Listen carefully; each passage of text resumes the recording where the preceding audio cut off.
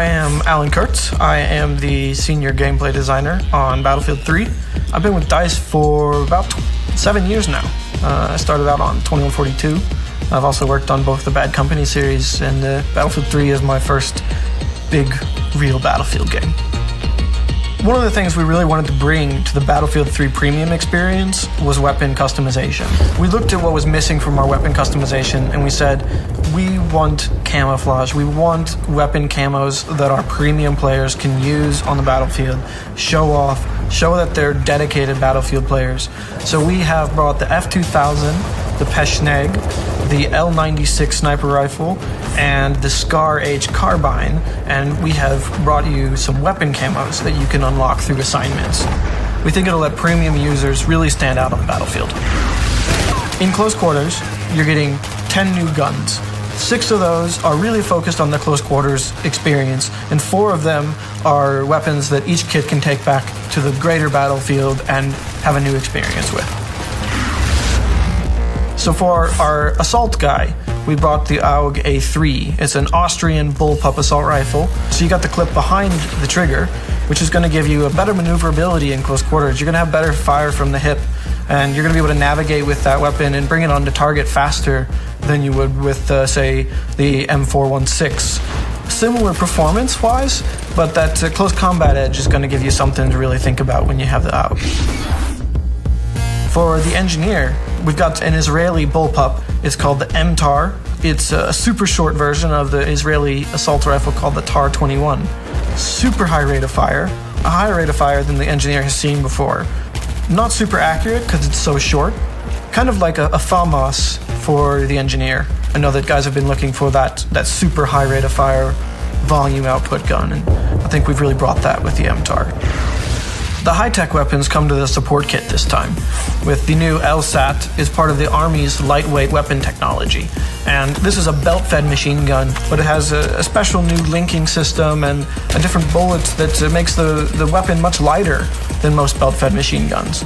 So it doesn't have a super top rate of fire, but it has a really good mobility, and it's kind of a nice blend between an M27 and an M249. Something that sits in the middle that you can use in close quarters, but you can put a bipod on it and hit some long range if you need to, and something that I think really fits in between those two.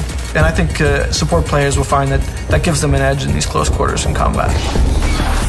For recon, we went out and we found the M417. And this is a semi-automatic designated marksman rifle. The 20-round magazine, which is a bigger magazine that's been available, with also the big hard-hitting round from the Mark 11 with the 7.62 NATO round. So you're going to get the power of the 7.62 NATO in a shorter, more controllable package and a bit more mobility. It doesn't have the accuracy that the other semi-auto sniper rifles does, but it's definitely going to give you an option beyond just the SKS in a close quarters environment for playing recon, for being that team player with your beacon and with your tugs, and giving your players the intel and still being able to compete on a close combat level. When we look at weapons, we've got the ones that are class specific. We also always have some all-kit weapons, our PDWs, our shotguns. And we looked at our personal defense weapons and we realized we didn't have something that was hard-hitting up close with a good rate of fire. So we looked at the M5K. It doesn't have a very big clip, but it fires a powerful 9mm round. It's kind of a spray gun, not super accurate, but great mobility, super short. It's got the foregrip on the front for some great controllability, and basically just lets a player get in close, hit hard, no range at all, but basically lets anybody kind of be that ultimate close quarters specialist with this gun. Then we looked at the flip side, which is the shotguns. We wanted to bring back a pump shotgun that people could say, this is a combat pump shotgun.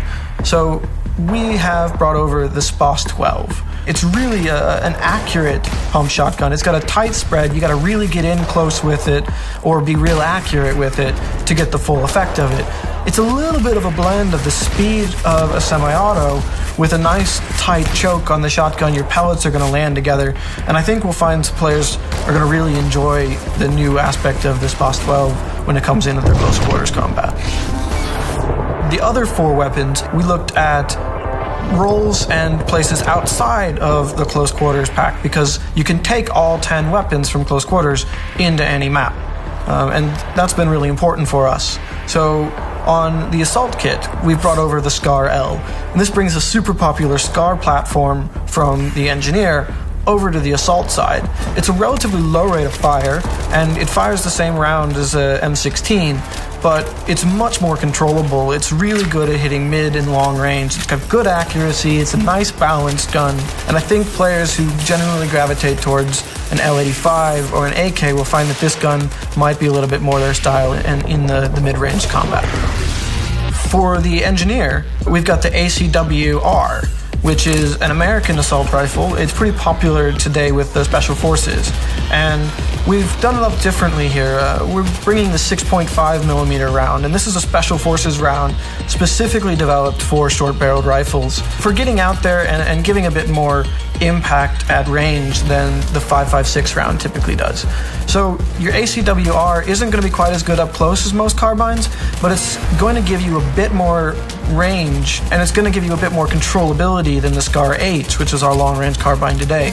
So I think it'll fit into a niche where some players have been complaining that they don't quite have what it takes at distance with a carbine, while giving them a trade-off that still makes it a balanced gun.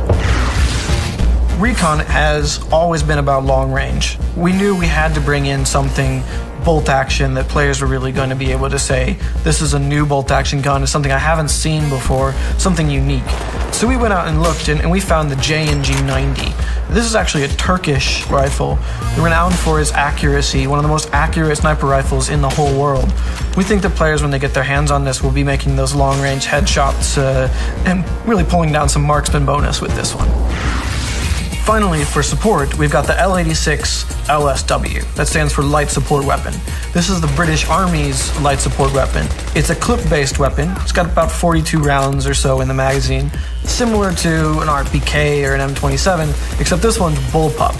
This is the big brother of the L85 for the assault class. Super accurate, great on a bipod, but also has some mobility bonuses, so it'll let it double up in the close quarters environment, especially if you slap a laser sight on there or a foregrip, and you can really get a nice, good, accurate close combat light support weapon. I think players who like the L85 will find a support weapon that they can really go to in the L86.